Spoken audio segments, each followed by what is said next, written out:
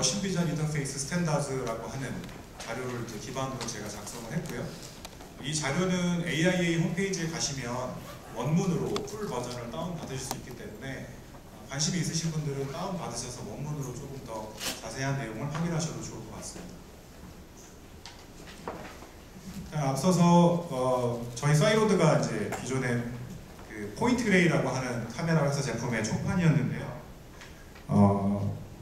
이 포인트 그레이가 작년 말에 플리어라고 하는 원래 이제 국내에서도 이제 열화상 카메라 회사로 유명한 그 플리어에 인수 합병이 됐습니다. 아직 모르시는 분들도 계실 것 같아서 제가 잠깐 리마인드를 시켜드렸고요. 일단은 머신 비전 협회에 대해서 제가 먼저 말씀을 드리겠습니다. 일단 세계적으로 글로벌하게 머신 비전에 대해서 어떤 협회를 이루고 아주 활발하게 활동하고 있는 단체들인데요. 첫 번째가 이제 AIA, 이 자료를 이제 제공한 이제 협회인데요. 이제 잘 안 보이네요, 제가. 잠시만요. 84년도에 이제 설립이 돼서 50% 이상이 북미 지역의 업체로 이제 구성이 되어 있는 협회입니다. 그래서 미국 향의 협회라고 보시면 되고요. AIA는 다른 것보다도 이제 어떤 통계 자료, 마켓 트렌드 이런 자료들에 대해서 굉장히 투자를 많이 하고 제공을 많이 하고 있는 협회이고요. 두 번째가 이제 EMVA라고 해서 이제 유럽 연합인데요. 2003년도에 설립이 됐고 여러분들이 잘 아시는 EMV1288 카메라의 제조사의 이제 그 카메라 성능을 비교할 수 있도록 이제 그 어떤 표준을 만들어내고 있는 EMV라고 하는 협회가 있고요. 그리고 이제 JIA 이제 세계 메이저 중에 이제 가장 최근에 설립이 됐는데 일본의 머신 비전 협회고요.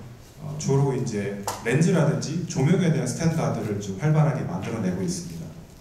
그래서 이 세 개의 협회가 2009년부터 이제 같이 협약을 해서 전시회라든지 아니면 협회에 대한 내용 이런 표준화 같은 것들을 공유하고 같이 이제 만들어 나가고 있고요. 최근에 이제 그 CMVA나 VDMA, MV 같은 협회들이 같이 조인을 해서 머신 비전에 대한 이제 어떤 스탠다드를 만들어 나가고 있습니다. 국내에도 이제 KMVIA라고 해서 이제 한국 머신 비전 협회가 있는데요. 아직까지는 이런 메이저 업체들과 같이 스탠다드를 만들기보다는 국내 머신 비전 협회에서 이제 업체들 간의 뭐 교류라든지 어떤 그런 것들, 전시회 같은 것들을 주력을 하고 있고요. 앞으로도 뭐 활동에 대해서는 확장을 해 나간다고 하니까 KMVIA도 좀 지켜봐야 될 것 같습니다. 두 번째가 이제 머신 비전 인터페이스인데요. 쉽게 말해서 이제 인터페이스라는 거는 이제 머신 비전 초기에 아날로그 카메라에서는 이제 카메라에서 프레임 그래버로 이미지를 보내는 것, 그걸 이제 인터페이스라고 했는데 이런 것들이 아날로그 카메라일 때는 표준화가 없었습니다. 그래서 카메라 제조사와 프레임 그래버 제조사들이 본인들의 어떤 스탠다드를 가지고 시장을 접근을 했기 때문에 사용자분들이 굉장히 다루기가 어려웠었습니다. 근데 이제 90년대에 이르러서 애플사에서 이제 IEEE 1394 파이어와이어라고 하는 디지털 인터페이스를 이제 시장에 내놓았고 이게 굉장히 시장에서 성공을 거두면서 그때부터 이제 여러 가지 많은 디지털 인터페이스들이 시장에 나오게 됩니다. 연역을 보시면 95년도에 이제 파이어와이어를 시작으로 해서 뭐 카메라 링크라든지 기기비전이라든지 USB, 카메라 링크, 코엑스프레스 굉장히 많은 인터페이스들이 출시가 되고 있습니다. 그래서 아날로그하고 디지털 카메라의 가장 큰 차이점이라고 하면 아날로그 카메라는 이제 이미지에서 보시는 것과 같이 아날로그 출력을 내보내게 되고요. 그걸 프레임 그래버 중에서 디지털로 변환을 하고 카메라 자체는 컨피규레이션 자체가 독립적으로 운영이 되기 때문에 사용하시는 분들이 굉장히 카메라를 다루기가 어려웠고 아까 말씀드린 것처럼 카메라 디바이스와 어플리케이션 쪽에서 어떤 표준화가 안 되어 있기 때문에 사용하시는 분들이 굉장히 어려움을 겪었습니다. 1394 카메라부터 이제 디지털로 이제 바뀌면서 카메라 자체에 어떤 컨피규레이션이 가능해졌고요. PC 사이드에서 디지털 컨버팅을 해서 출력을 하고 좀 아답터와 PC 간의 어떤 규약이 만들어지면서 이 인터페이스를 사용하시는 분들에 대해서는 표준화된 그런 방법들이 존재하게 됩니다. 이제 다음으로 알아볼 게 이제 인터페이스 스탠다드인데요.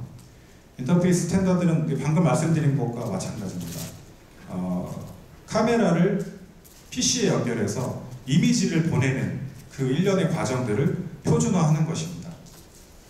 그래서 궁극적인 목적은 다양한 제조사로부터 제공이 되는 카메라, 프레임 그래버, 소프트웨어들이 잘 매끄럽게 시스템에서 운영이 될 수 있도록 표준화하는 것을 인터페이스 스탠다드라고 합니다.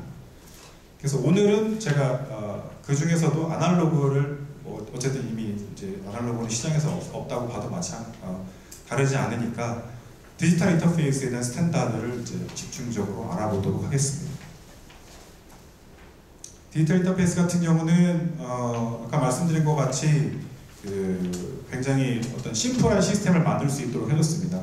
카메라의 제어, 이미지의 전송, 파워 전달 이런 것들을 케이블 하나로 만들어줬기 때문에 시스템이 굉장히 심플해졌고 시스템의 가격을 낮출 수 있는 아주 좋은 조건이 만들어졌고요. 그렇기 때문에 아까 말씀드렸던 여러 가지 많은 인터페이스들이 시중에 나오고 있습니다.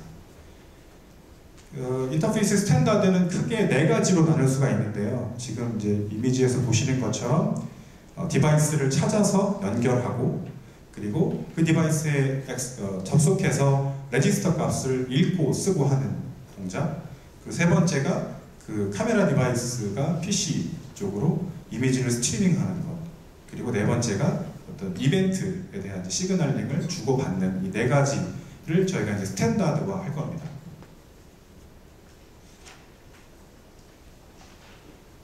첫 번째로 이제 그 카메라 시스템 간의 인터페이싱을 위한 소프트웨어의 이제 크게 두 가지 레이어로 저희가 이제 나눌 수가 있는데요.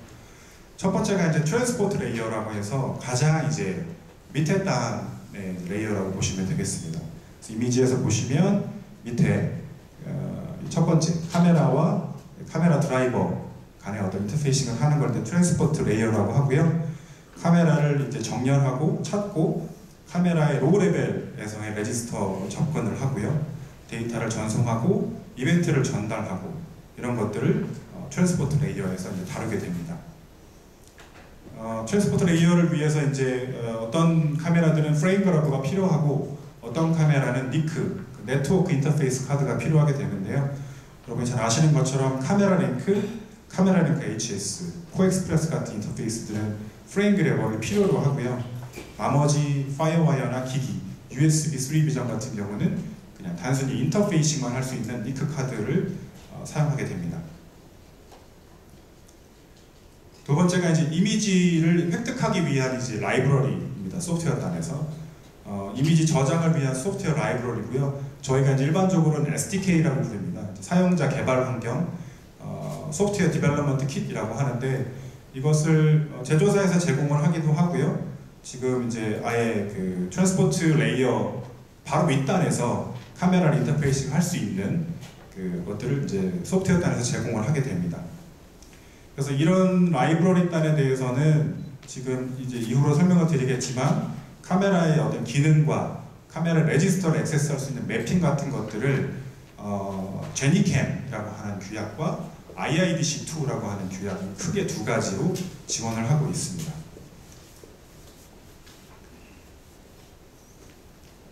그리고 이제 간단하게 이제 인터페이스의 종류에 대해서 제가 설명을 드릴 텐데요. 이제 마지막 그 세션에서 제가 USB 3.1을 어차피 설명을 드릴 거기 때문에 USB에 대한 설명은 제가 따로 설명을 드리지 않고 넘어가도록 하겠습니다. 그 다음에 이제 파이어와이어, 저희가 이제 1394라고 이제 하는 인터페이스인데요. 이 파이어와이어는 애플사에서 이제 개발을 했고요. 95년도에 1394A 400Mbps/s로 출시를 했습니다. 그 이후로 이제 2002년에 1394B 800Mbps를 지원하는 인터페이스가 출시가 됐고 국내에서도 마찬가지지만 글로벌하게 굉장히 인기가 많았던 인터페이스였습니다. 1394 같은 경우는 다이렉트 메모리 액세스 방식을 써서 CPU에 부하를 주지 않고 메모리로 이미지를 전송할 수 있는 방식을 썼고 그리고 이제 PC의 클락을 이용해서 멀티를 지원하는 기능들이 탑재가 되어 있었고 그리고 기존의 아날로그에 비해서 굉장히 저렴한 가격에 원 케이블 솔루션, 그러니까 케이블 하나로 데이터와 파워와 이벤트 시그널을 다 전송하는 방식이었기 때문에 굉장히 보편화가 많이 되었었습니다. 네, 하지만 이제 이후로 그 인터페이스가 이제 발전하는 과정 중에서 좀 도태되고 말았는데요. 파이어와이어 S1600이나 3200 그리고 이제 파이어와이어 C 같은 경우에 개발을 시도를 했습니다만 어떤 기술적인 한계 때문에 상용화되지는 못하고 1394 B에서 이제 멈췄고요. 그래서 지금 현재로는 인터페이스가 굉장히 많이 이제 USB라든지 기기비전이라든지 이런 것들로 대체가 돼 가고 있는 상황입니다. 그 다음이 이제 국내에서 이제 많은 빈도로 사용이 되고 있는 카메라 링크입니다. 카메라 링크는 2000년도에 출시가 됐고요. 현재 버전은 이 자료가 지금 2016년 버전이거든요. 그래서 약간의 차이는 있을 수 있겠습니다만 2012년 2월에 나온 2.0 버전이 지금 최신 버전입니다. 협회는 지금 AIA가 주관해서 카메라 링크의 스탠다드를 다루고 있고요. 관련 소프트웨어 스탠다드는 이제 디폴트는 없습니다. 하지만 옵션으로는 지금 제니캠의 카메라 링크 프로토콜을 지원을 하고 있습니다. 출력은 지금 보시는 것처럼 라이트, 베이스, 미디엄, 풀 그리고 80비트 모드로 해서 100MB부터 850MB를 지원을 하고 있고요. 케이블은 싱글 케이블도 이용이 가능하시지만 케이블 2개를 프레임으로 연결하셔서 그 링크 어그리게이션 해서 밴드위스를 높일 수 있는 방식의 인터페이스입니다. 그리고 케이블 길이도 보시는 것과 같이 10m부터 밴드위스에 따라서 5m 내지는 4m로 지원을 하고 있습니다. 기타 특징은 이제 카메라 링크 같은 경우는 이제 프레임 그래버를 쓰고 피어 투 피어, 다이렉트 메모리 액세스와 비슷한 방식이죠. 직접적으로 이미지를 전송을 프레임 그래버 쪽으로 해주기 때문에 CPU의 부하가 높지 않고 안정적인 운영이 가능하다는 게 이제 국내 장비 업체들이 선정을 많이 하는 이유 중에 하나입니다. 대신에 이제 프레임 그래버를 사용해야 되고 그리고 이제 케이블의 길이가 많이 길지 않다는 것들이 좀 제한적이긴 하지만 국내 장비 업체, 뭐 디스플레이라든지 반도체라든지 이런 업체에서는 장비 업체에서는 아직까지도 이제 카메라 링크를 선호하는 이유는 안정적인 인터페이싱이 되겠습니다.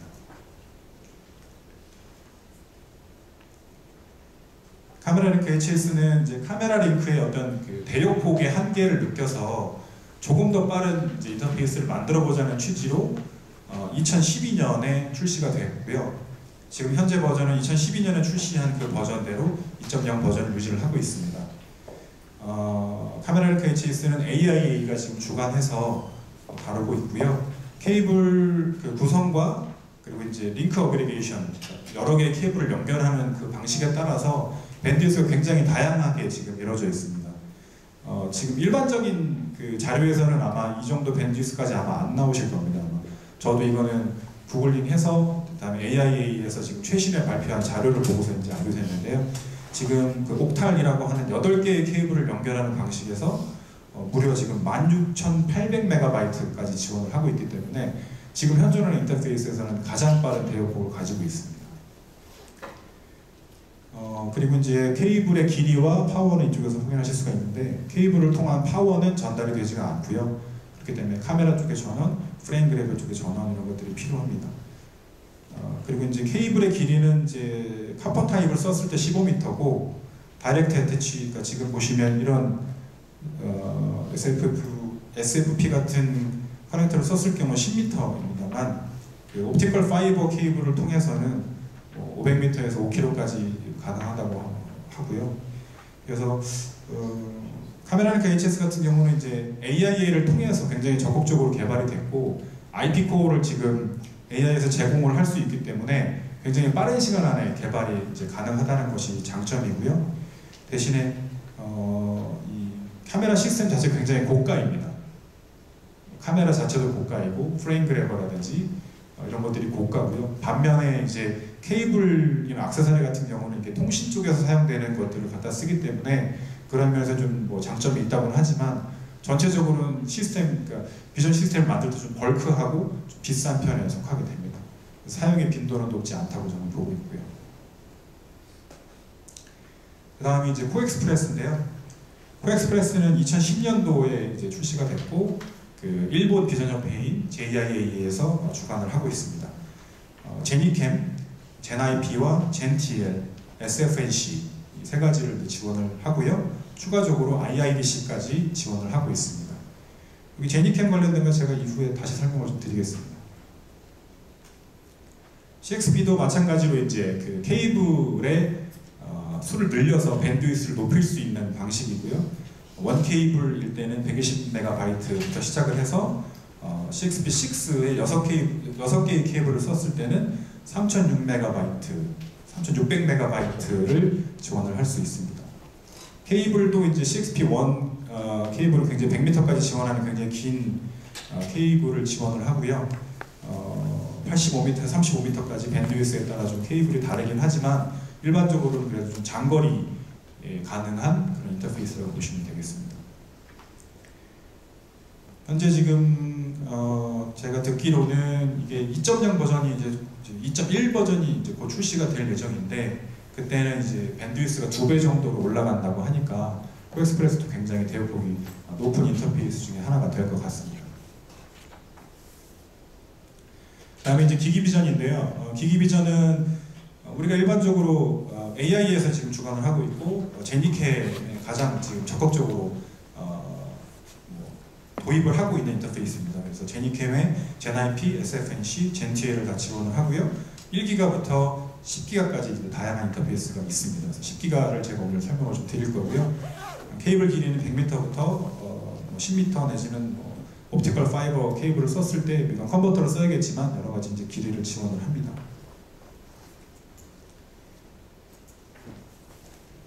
그 다음에 이제 USB 3.1인데요. 이 부분은 간단하게 설명을 드리면 2013년 출시 AIA 그리고 제니캠을 지원하고 있고 IIDC까지 지원을 하고 있는 인터페이스고요. 이거는 제가 네 번째 세션에 다시 한번 말씀을 좀 드리도록 하겠습니다. 제가 지금 인터페이스를 쭉 여러 가지로 설명을 드렸는데 그 인터페이스마다 각각 가지고 있는 그 성향, 그 장점, 단점이 다 다르거든요. 그래서 어떤 인터페이스가 제일 좋습니다라기보다는 여러분께서 이제 어플리케이션을 적용하실 때 어떤 카메라가 내가 필요한가를 먼저 염두에 두시고 접근해서 이 차트를 이제 참고하신다고 하면 적절한 인터페이스를 찾으실 수 있지 않을까 해서 제가 자료를 좀 만들어 봤습니다. 그 다음에 이제 인터페이스인데요. 소프트웨어인데요. 소프트웨어는 이제 아까 말씀드렸던 그 트랜스포트 레이어하고 그 이미지를 어퀴지션하기 위한 이제 라이브러리 그 뒷단 두 가지로 나뉘는데 그 두 가지에 대한 스탠다드를 지금 크게는 두 가지 그 협회에서 지원을 하고 있습니다. 가장 이제 일반적이고 보편화가 많이 된 게 제니캠인데요. 제니캠은 이제 카메라의 제조사, 하드웨어 인터페이스, 여러 가지 기술 등이 탑재되어 있는 여러 가지 디바이스가 있겠지만 궁극적인 목표는 이제 그런 모든 그 환경에서 동일한 개발 환경을 갖게끔 만드는 것이 제니캠의 목표입니다. 그래서 여러 가지 이제 레이어가 있는데 젠TL, 그다음에 젠IP, SFNC가 있습니다. 젠TL은 이제 아까 말씀드린 것처럼 그 아주 로우 레벨, 가장 로우 레벨이라고 보시면 되겠습니다. 카메라를 연결하고 카메라의 기능이나 어떤 체크를 위해서 레지스터 액세스를 한다든지 데이터를 전송하고 이벤트 시그널을 이제 주고받는 과정에서 필요한 이제 레이어를 이제 제공하는 게 젠TL입니다. 쉽게 말하면 여러 가지 카메라들이 시중에 나와 있는데 모두 다 제니캠을 지원한다고 하죠. 근데 소비자들이 제니캠이 지원돼서 좋은 게 뭐냐라고 이제 물으시는데 제일 좋은 점은 만약에 이제 유저분들께서 시간을 좀 가지고서 카메라 제조사에서 제공하는 소프트웨어가 아닌 이 젠TL 레벨에서의 어떤 카메라 인터페이싱을 개발해 놓으시면 카메라가 어떤 제조사로 바뀌더라도 제니캠을 지원한다면 소프트웨어 변경이 필요 없으십니다. 카메라 액세스에서 이미지 바꿔주고 하는 것들에 대해서 이미 젠TL 레벨에서 개발이 되어 있기 때문에 그런 것들이 이제 제니캠의 젠TL의 가장 큰 장점이고요. 그리고 젠TL을 기반으로 해서 이제 그 윗단에서 이제 조금 더 소프트웨어 패키징을 해놓은 게 젠IP입니다. 젠IP는 이제 쉽게 말하면 카메라 제조사들이 이제 약속을 해서 젠IP 규격에 맞는 XML이라고 하는 파일에다가 내 카메라의 기능, 그 다음에 어떤 특별한 기능들을 이제 미리 정의를 해놓고 그 XML 파일을 카메라에다가 이제 세이브를 해놓는 겁니다.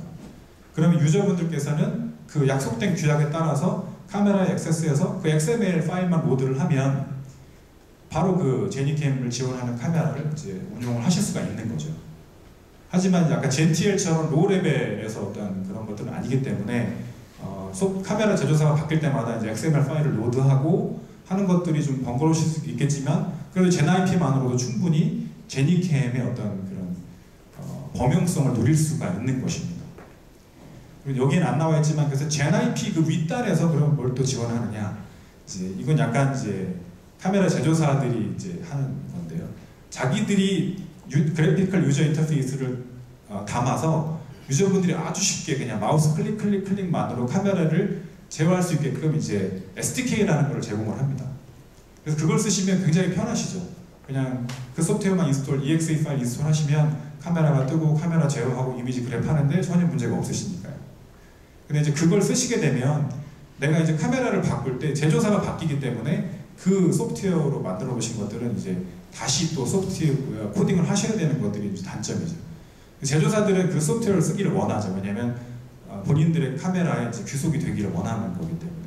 근데 좀 스마트하신 고객분들은 젠IP나 GTL 레벨에서 개발을 해놓으시면은 카메라를 바꾸기가 굉장히 쉬워지게 되는 거죠.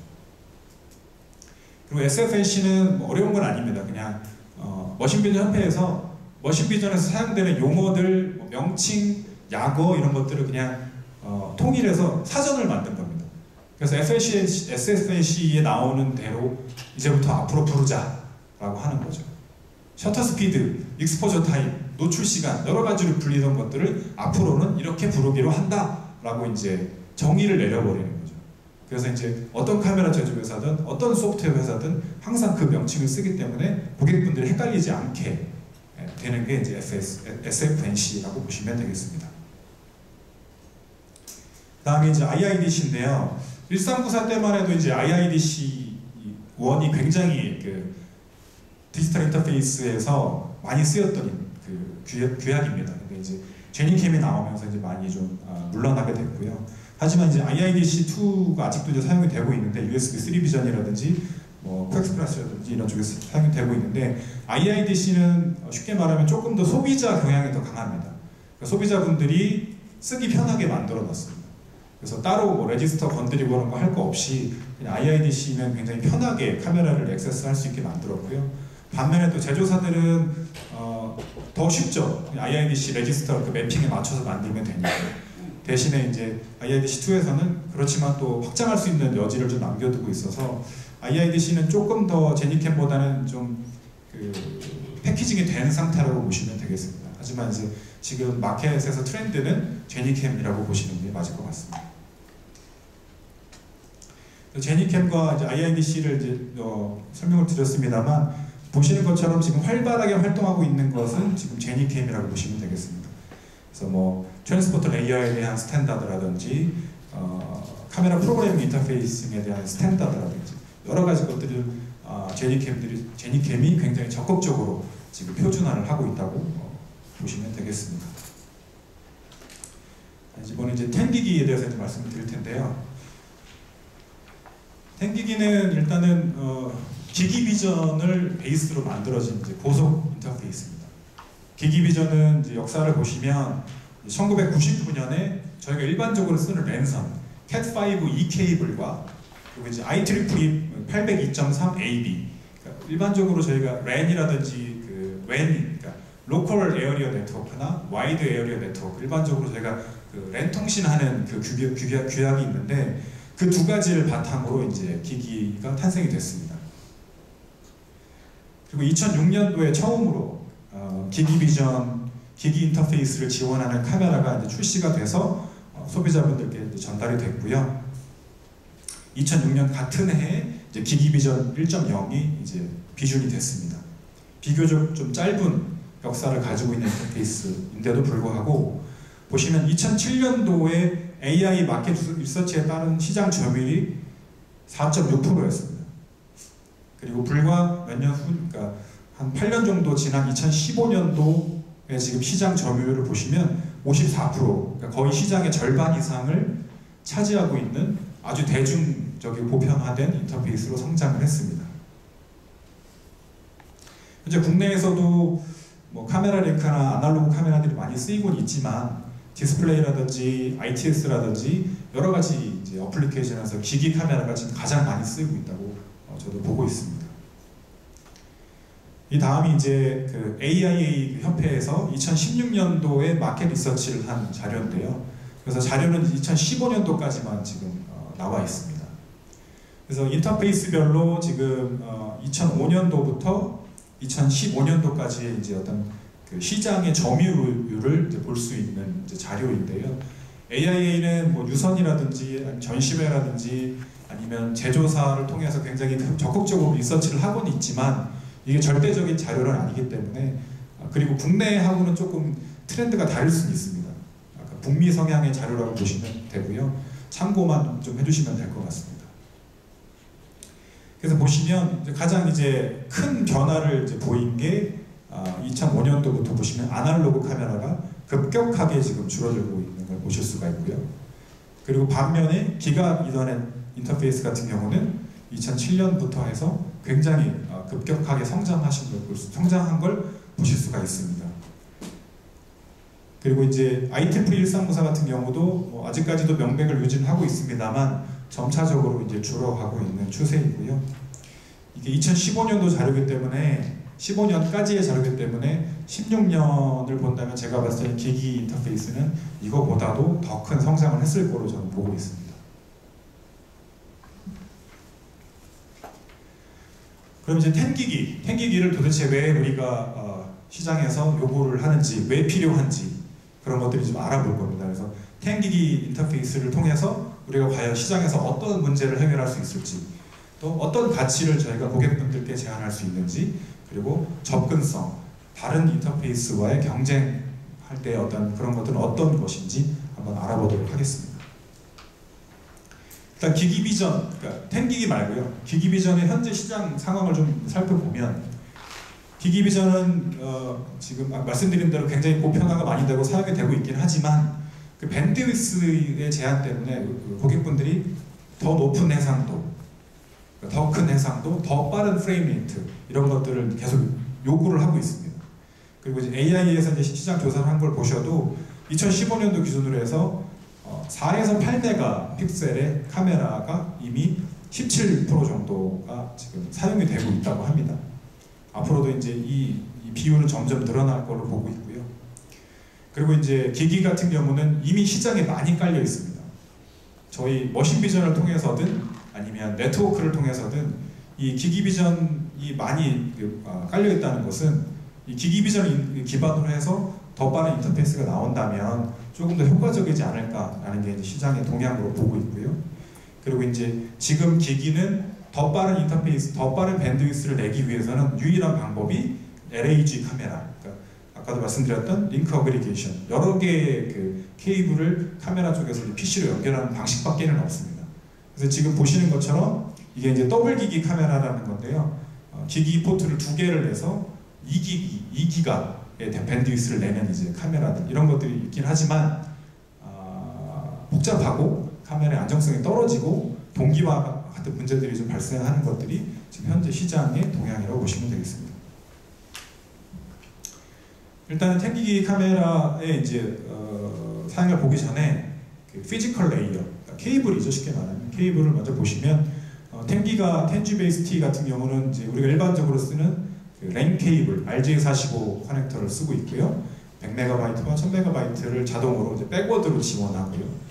그 케이블 길이는 100m, 케이블당 가격은 이것도 북미 자료이긴 합니다만 케이블당 길이에 따라 다르겠지만 10불 정도로 보고 있고 현장에서 바로 찝어서 그 커넥팅을 할 수 있는 방식이고요. 또 다른 방식이 이제 다이렉트 어태치인데요. 이 SFP 플러스라고 하는 커넥터를 쓸 경우에는 최대 길이 10m, 그리고 가격이 굉장히 비싼 케이블이 되고 케이블이 미리 제작이 되어야 됩니다. 현장에서 이제 케이블 길이를 조정할 수 없기 때문에 지금 텐기기 쪽에서는 이 왼쪽에 있는 RJ45 커넥터를 지금 주류로 보고 있습니다. 다음이 이제 인터페이스별 그 밴드위스와 케이블 길이를 이제 도표화한 것인데요. 지금 보시면 텐기기와 기기 비전 같은 경우는 다분히 그 케이블 길이의 강점을 보이고 있고, 밴드위스에서는 기기 비전 같은 경우는 굉장히 낮은 그 밴드위스를 가지고 있고요. 텐기기 같은 경우는 USB 3.1 Gen2 10기가 정도 되는 그래서 케이블 길이와 밴드위스를 모두 충족하는 지금 인터페이스라고 보시면 되겠습니다. 말씀드린 것처럼 밴드위스로만 따지자면 현재는 지금 코엑스프레스가 25Gbps로 가장 높고요. 이게 50기가가 이제 조만간에 된다고 하고, 카메라 링크 HS는 아까 그 옥타리라고 한 8개의 카메라를 이용했을 때 거의 한 134기가까지 나온다고 하니까 밴드위스로만 따졌을 때는 다른 강자들이 있긴 합니다, 시장에.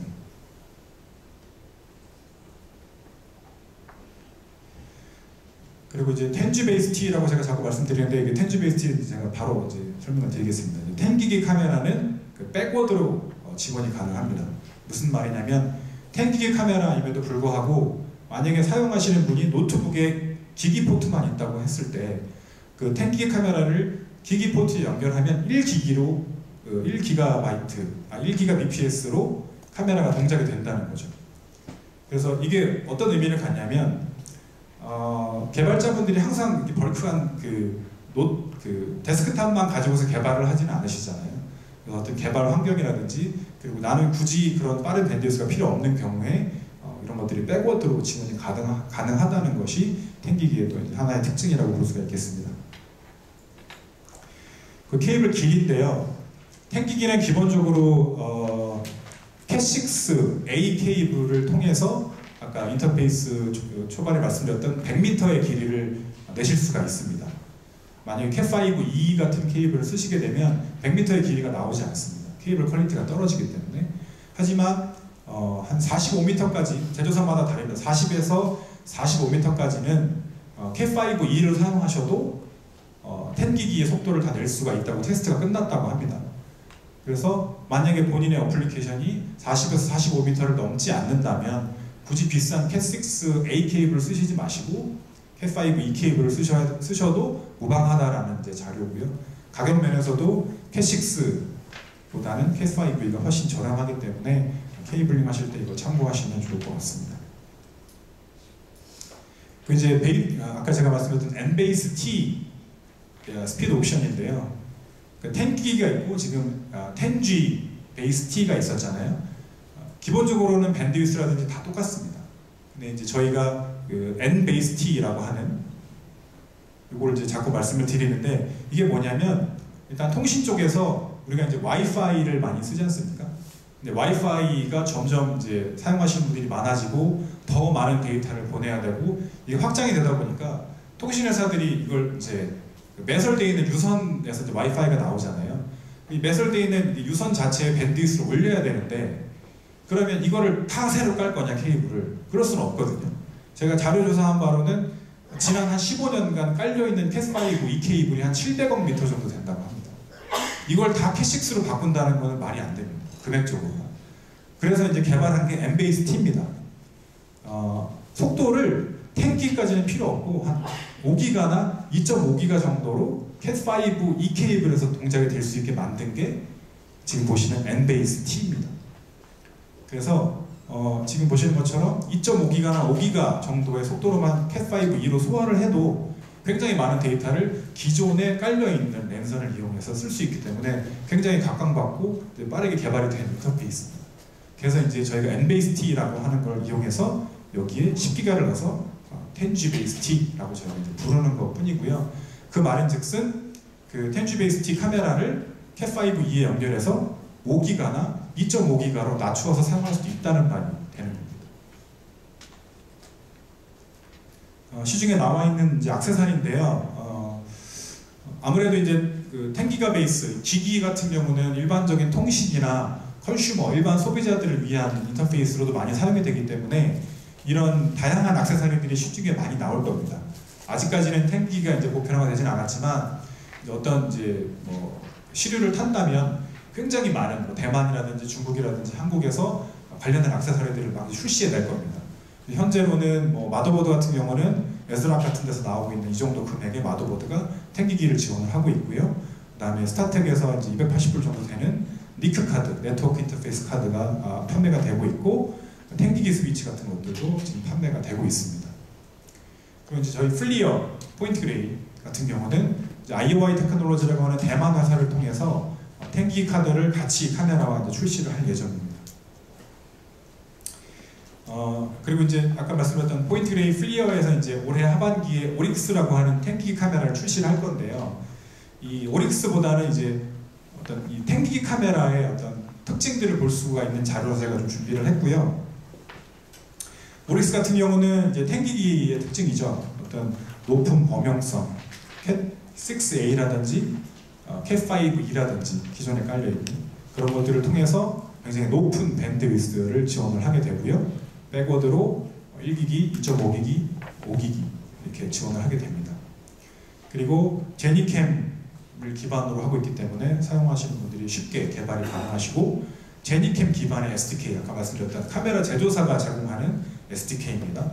그래픽컬 유저 인터페이스가 들어있는 스피너커를 지원을 하고 있고요. 그리고 이제 이 뛰어난 밴드위스를 통해서 어떤 걸 이루었느냐, 밴드위스가 충분하기 때문에 더 큰 해상도, 더 빠른 센서를 탑재할 수가 있겠죠. 그래서 최신 이제 소니 프리지우스라고 하는 글로벌 CMOS 센서를 탑재해서 저조도 감주가 높고 높은 프레임 레이트를 지원을 하는 카메라고요. 그리고 동기화 같은 경우도 IEEE 1588에서 이제 프리시전 타임 프로토콜이라고 하는데, 아까 139사랑 똑같이 그 PC에서 이제 클럭을 통해서 이제 여러 대의 카메라의 동기를 맞추는 기능입니다. 그런 것들이 탑재가 되어 있습니다. 일단은 이제 출시될 카메라 센서들인데요.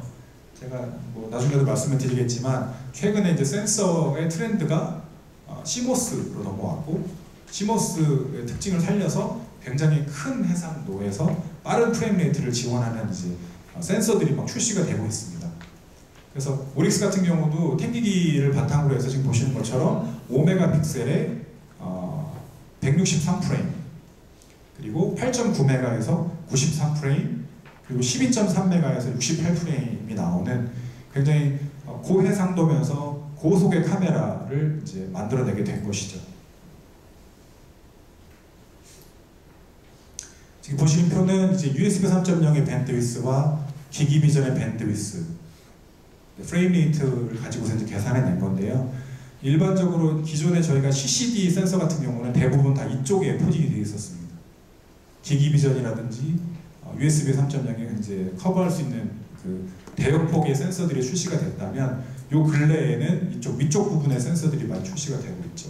해상도가 크거나 프레임이 빠르거나.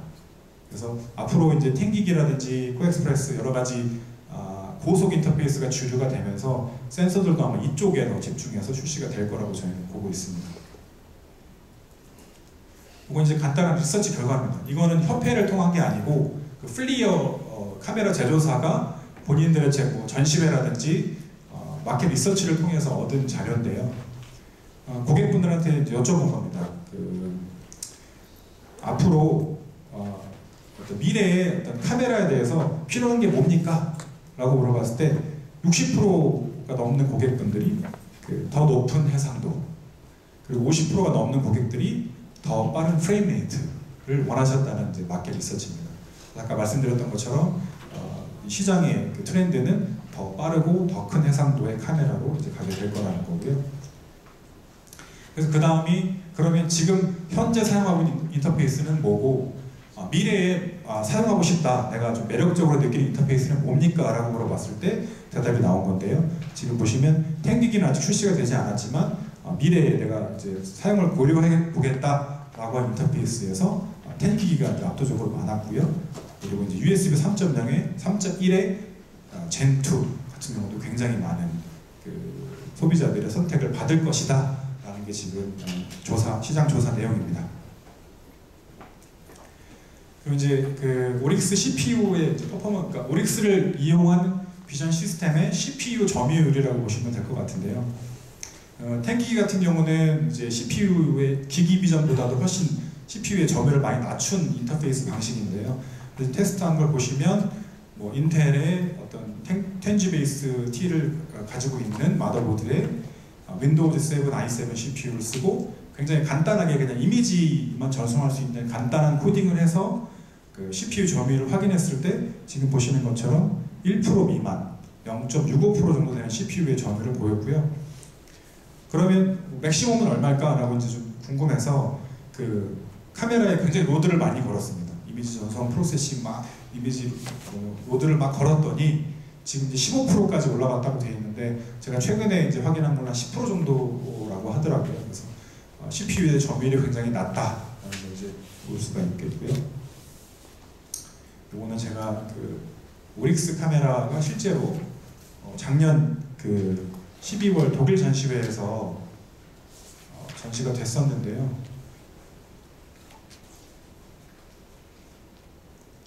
간단하게 동영상 하나 보여드리겠습니다.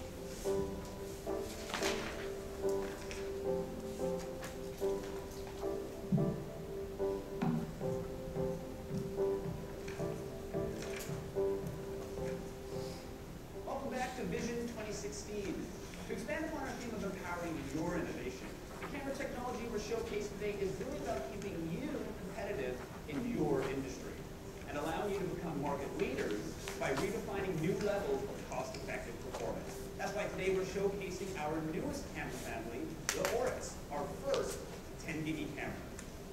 Explore new possibilities with the Oryx, our newest camera family that's redefining cost-effective performance with its combination of 10 gigabit Ethernet bandwidth and 100-meter Cat6a cable length. In this demo, we're showcasing it with Sony's 12.3 megapixel IMX253 Pregious sensor, running at 4096 by 3000 at 60 frames per second.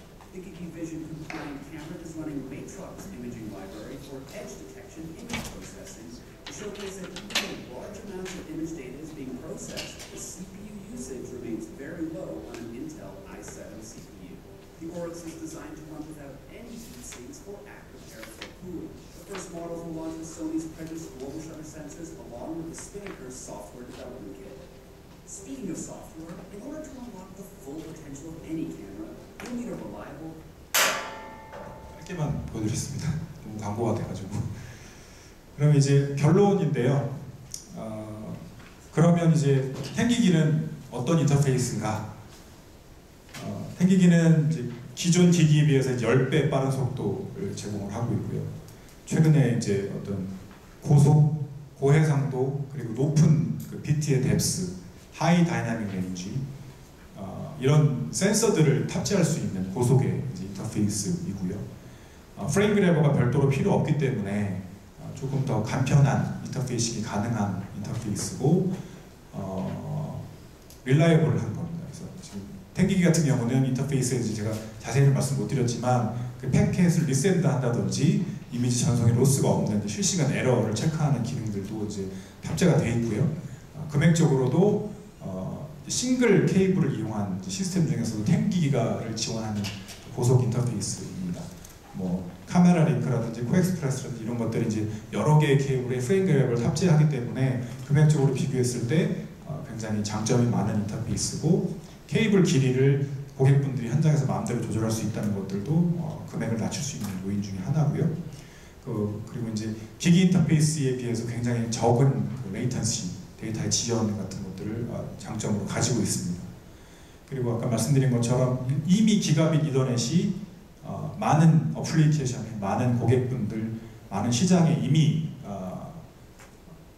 공급이 되어 있기 때문에 그걸 통해서 조금 더 쉽게 10기기로 컨버전이 가능하다는 것이 장점이고요. 셋업도 아까 말씀드린 것처럼 케이블 하나로 백워드 컴패티빌리티가 가능하기 때문에 뭐 캣5E라든지 현장에 깔려있는 상태에서도 바로 설치가 가능하십니다.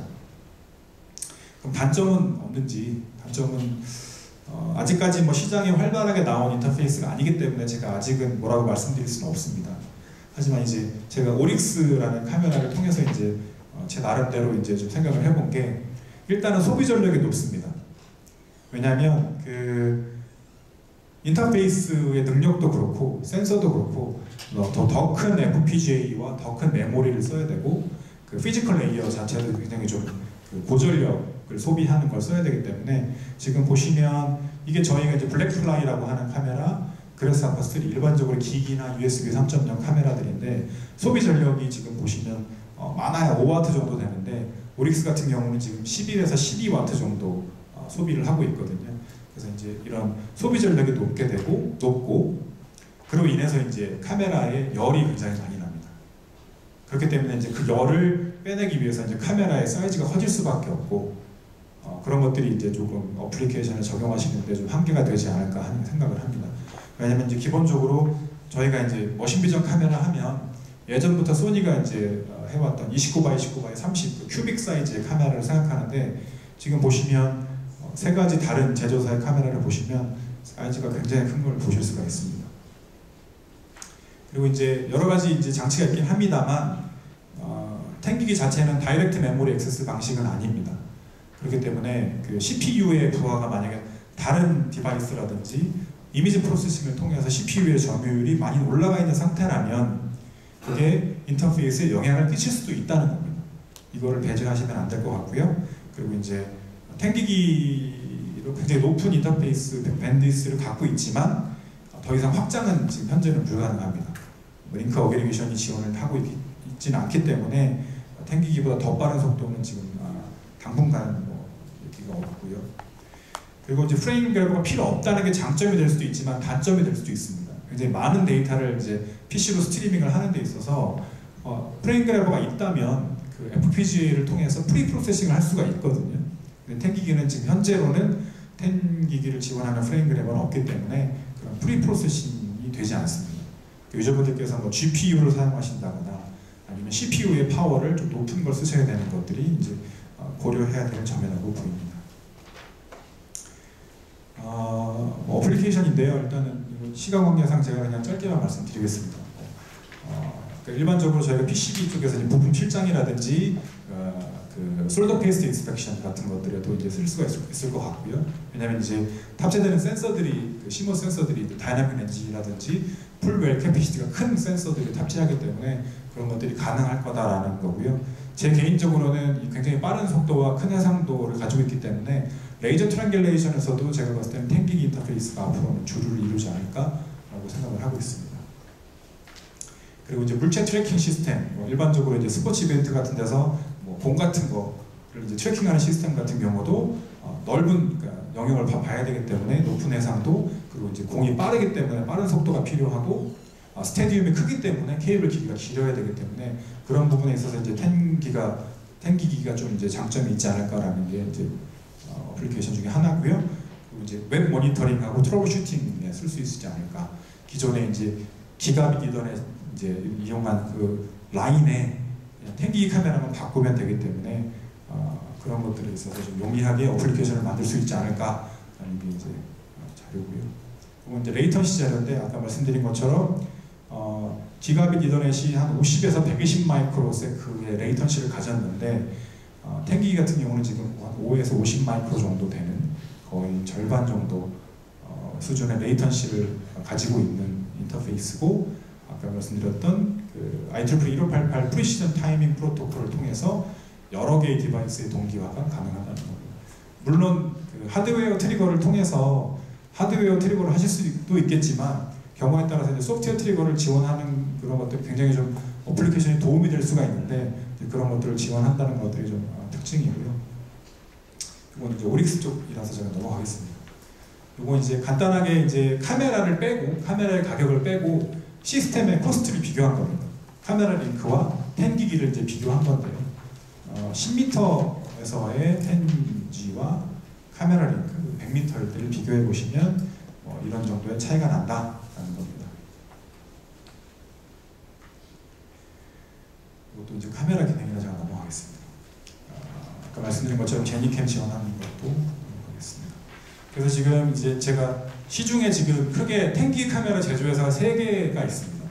아직 출시하지 않은 업체를 포함해서요. 그 중에 하나가 지금 말씀드렸던 이제 플리어라는 회사고 두 번째가 이제 그 VR 매직이라는 회사인데 저쪽 뒤편에 지금 이제 전시가 되어 있습니다.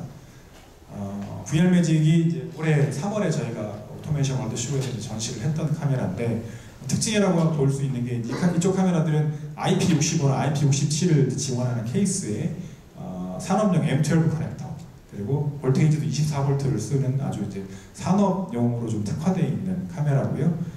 아까 말씀드린 NBAST를 통해서 10G, 2.5, 5G를 다 지원을 하고 기기비전을 지원을 합니다. 그리고 이제 API를 를 통해서 이제 스테머에서 지원하는 CVB라든지 할콘 같은 것들을 지원하기 때문에 그쪽 소프트웨어를 쓰시면은 바로 인터페이싱이 가능하시고요. 뒤편에는 지금 스테머의 CVB를 통해서 지금 디스플레이를 하고 있습니다. 그리고 젠티에를 지원하기 때문에 아까 말씀드렸던 젠티에 레벨에서 개발을 하신다 그러면 쉽게 인터페이싱이 가능하실 겁니다. 지금 현재 나와 있는 카메라 모델들이고요. 말씀드린 것과 동일합니다. 고해상도의 고속 카메라들로 지금 세팅이 되어 있고 가장 궁금한 게 이제 가격인데 이거는 제가 이제 프레젠테이션 자료는 못 넣었습니다만 지금 가격은 한 이 정도로 형성이 되어 있습니다. 그래서 한화로 치면 300만 원에서 500만 원 정도 되는 금액이니까 앞으로 이제 탱기기가 조금 더 보편화가 되면 안에 들어가는 탱기기의 부품들이 좀 싸진다는 가정하에는 조금 더 가격이 내려갈 수 있는 여지가 있지 않을까라고 생각을 합니다. 그래서 해상도와 인터페이스를 봤을 때는 기존의 프레임 그래버와 카메라 가격을 더한 카메라 링크라든지 이런 것들에 비해서는 경쟁력이 있지 않을까라는 게 이제 제 예상이고요. 또 하나가 이제 이머전트라고 하는 이제 캐나다 회사인데요. 이 회사는 특이하게도 5년 전부터 탱기기 카메라를 생산하고 판매해 왔습니다. 굉장히 이제 오랜 노하우를 가지고 있는 회사인데 생각보다는 회사가 많이 커지진 않았어요. 아무래도 이제 그 탱기기 카메라를 처음부터 초창기부터 출시를 하다 보니까 여러 가지 문제점들이 좀 많았을 거로 예상이 되고요. 그래서 이제 그 네트워크 카드 업체를 하나 끼고 네트워크 카드에서 뭔가 좀 버퍼링을 한다든지 여러 가지 문제를 해결하는 방식으로 좀 많이 판매를 했던 것 같더라고요. 그래서 이머전트는 지금 어떤 뭐 좀 메이저한 카메라 회사는 아니지만 시장에 있는 지금 탱기기 카메라고요. 카메라 모델이 조금 흐립니다만 이쪽도 그 아까 카퍼 케이블 RJ45 타입의 커넥터와 그리고 이제 SFP 커넥터 타입 두 가지 타입의 카메라 모델로 여러 가지 모델을 지금 지원을 하고 있고 금액도 뭐 12메가가 한 520만 원 정도 되고 20메가가 한 700만 원 정도 되는 금액에 형성이 되어 있다고 합니다. 네, 이렇게 해서 지금 탱기기는 제가 여기까지 마치고요. 질문 혹시 있으십니까요?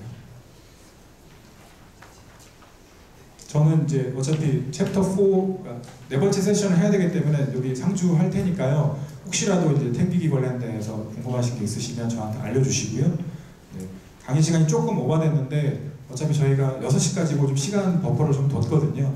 그래서 강의 시간 좀 이렇게 유동적으로 움직일 테니까 그건 좀 양해를 좀 부탁을 드리고요. 한 10분 정도만 쉬었다가 바로 두 번째 시작하도록 하겠습니다. 감사합니다.